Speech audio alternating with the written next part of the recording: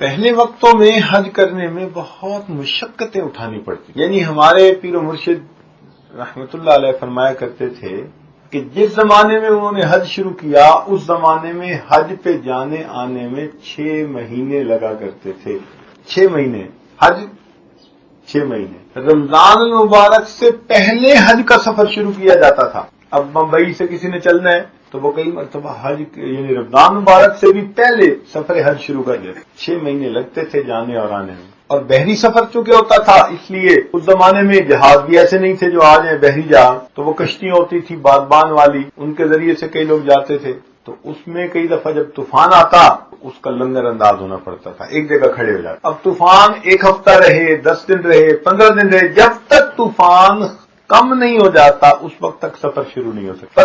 15 دن ایک جگہ کھڑے ہونے سے کئی مرتبہ جہاز کے اندر بیماریاں پھیل جاتی۔ اتنی مشقتوں کا سفر کر کے جب یہ لوگ جدہ پہنچتے تو ان کے جہاز کو 3 دن پانی میں کھڑا رکھا جاتا تھا، کسی بندے کو نیچے اترنے کی اجازت نہیں ہوتی۔ جہاز بھی پہنچ گیا ہے، 3 دن تک نیچے اترنے کی اجازت نہیں۔ کیوں کہ مقامی لوگ کہتے تھے کہ ممکن ہے ان کے اندر کوئی وبائی بیماری ہو تو وہ ایسا نہ ہو کہ ہمارے ملک میں بھی آ جائے۔ یہ 3 دن اپنے جہاز پر ہی رہیں، ہمارے ڈاکٹر جائیں گے وہیں چیک کریں گے، اگر انہوں نے کہا کہ یہ لوگ ٹھیک ہیں تب اترنے کی اجازت ملے گی، ورنہ اجازت۔ اور آج کیا ماشاءاللہ ایئر کنڈیشن ہوائی جہاز پہ 5 گھنٹے کا سفر، 4 گھنٹے کا ایئر کنڈیشن جہاز ہے، ایئر کنڈیشن ایئرپورٹس ہیں، ایئر کنڈیشن آگے یعنی ایئرپورٹ ہے جہاں پہ اترتے ہیں، ایئر کنڈیشن بسیں ہیں، پھر ایئر کنڈیشن کمرے ہیں اور ایئر کنڈیشن حرم شریف۔ آج اللہ تعالیٰ نے کیسی سہولت کا یہ سفر بنا، بہت سہولت کا سفر۔ ہمارے ساتھ اس طرف ایک حاجی تھے، وہ فرمانے لگے کہ جس زمانے میں انہوں نے حج کیا تو وہ کہنے لگے کہ 6 مہینے لگا کرتے تھے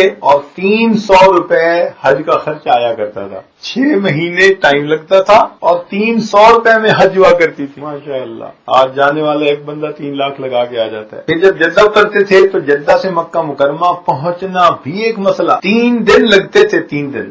آج تو 3 گھنٹے میں جدہ سے مکہ مکرمہ پہنچ جاتے ہیں نا، اس زمانے میں 3 دن لگتے تھے، اور جتنا سامان ہوتا تھا وہ اٹھا کے سر پر لے جانا پڑتا تھا۔ اور پھر اس میں عجیب بات کہ راستے میں کوئی پانی کا انتظام نہیں تھا، تو جدہ سے مکہ مکرمہ تک راستے میں جتنی نمازوں کے وضو کے لیے ضرورت کے لیے پانی تھا وہ پانی بھی سر پہ اٹھانا پڑتا تھا۔